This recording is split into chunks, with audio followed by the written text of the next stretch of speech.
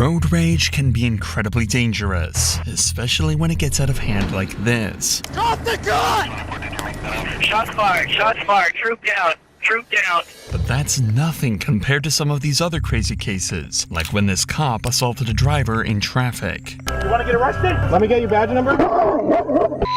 Or when this guy got so mad at a road closure that he decided to put his foot down and speed through a parade without an ounce of regret for anyone on the road. The exit! In June of 2023, Sidney Meckham was driving through Portland, Oregon on his way to see his mother. The issue is, some of the roads were closed, and when he realized he was going to be late, he became so enraged that he decided to drive as dangerously as he possibly could, speeding through roadworks, busy streets, and even a parade in one of the most insane road rage incidents of all time. But the strangest thing about this whole case is that he recorded the entire thing himself, giving the cops everything they needed to take him down. The roads are closed because it's the day of the Grand Floral Parade, a huge event in Portland that attracts thousands of people who are now directly in the path of Meckham's speeding Chevy Avalanche. What Meckham does over the next few minutes isn't just crazy, it's completely insane. Meckham has no intention of stopping and continues endangering lives as he plows ahead, leaving parade goers fleeing in terror. Despite the best efforts of the motorcycle cop to stop him, he is no match for Meckham. But as the pursuit continues, he's about to find himself stuck in traffic and surrounded by police. It's a miracle no one was killed, and when Meckham was finally caught, he would face a myriad of charges, including 17 counts of unlawful use of a weapon, 15 counts of recklessly endangering another person, 2 counts of failing to perform the duties of a driver, 1 count of second-degree attempted assault, 1 count of reckless driving, 1 count of attempting to assault a police officer, and 1 count of attempting to evade arrest. And you heard that right. Meckham's vehicle was classed as a weapon in this case, but this next driver used a different type of weapon altogether, producing a gun in a road rage incident and threatening to shoot another driver. It happened right outside Forest City Elementary School in Altamonte Springs, when a driver pulled up at an intersection to find Vincent Rosa in his rearview mirror, upset and shouting profanities. As the driver began to turn into the school grounds, Vincent threatened to kill him, and that's when they noticed an object in Vincent's hand that looked suspiciously like a gun.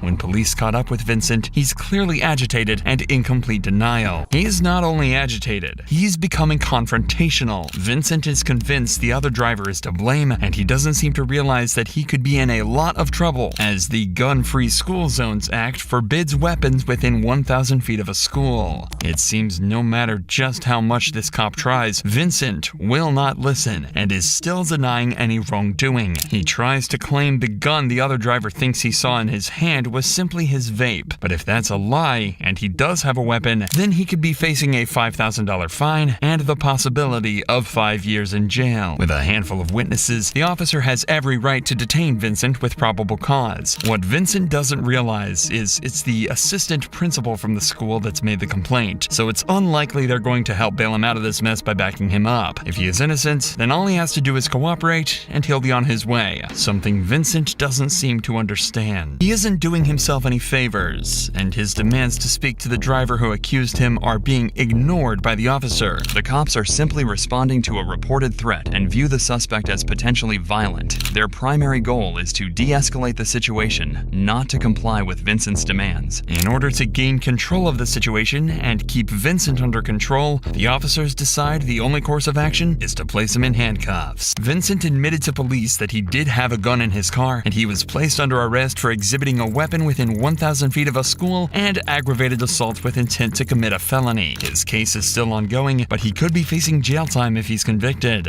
But what you'd never expect is for a cop to have a road rage moment, and one that's even worse than both of these combined. The trooper was overtaken by a speeding driver on Interstate 95 near New Haven in 2020, and after catching the vehicle, he initiated a traffic stop. But things soon spiral out of control when the trooper loses loses his cool with the driver, and in the most dramatic and unprofessional way. The driver of the vehicle could have handled this traffic stop much differently, especially as he's been caught speeding. But he's about to receive a barrage of abuse from the trooper that would make anyone think twice about breaking the law again. It seems the trooper is angry because he was following another vehicle and had to break off that pursuit to initiate this traffic stop. But no matter how much the driver tries to cooperate, it won't calm the trooper down, who seems determined to find a violation of some kind by focusing on the driver's stash of marijuana. With the marijuana not in its correct container, the trooper could take further action, but at the last minute, he seems to have a change of heart, but only after another round of abuse. The drama didn't stop there, as the driver made a complaint following this stop, claiming the trooper made no attempt to see his license, insurance, or medical card at any point, seeming more intent on berating him instead. The deputy commissioner of the state police agreed, calling the trooper's behavior disturbing, and he was placed on administrative leave, meaning he wouldn't interact with members of the public until the matter's been resolved. But that state trooper's attitude pales in comparison to this next cop, who became so entangled in a road rage incident that he decided to start assaulting the driver with no idea that the whole thing was caught on the victim's very own dash cam. The incident took place in Meriden, Connecticut in December of 2023 after off-duty cop Alan Ganter was caught making a traffic violation by another driver. The driver is 32-year-old Thomas Broculio, and he has no problem giving Ganter a piece of his mind. After Broculio accuses him of being distracted by his phone,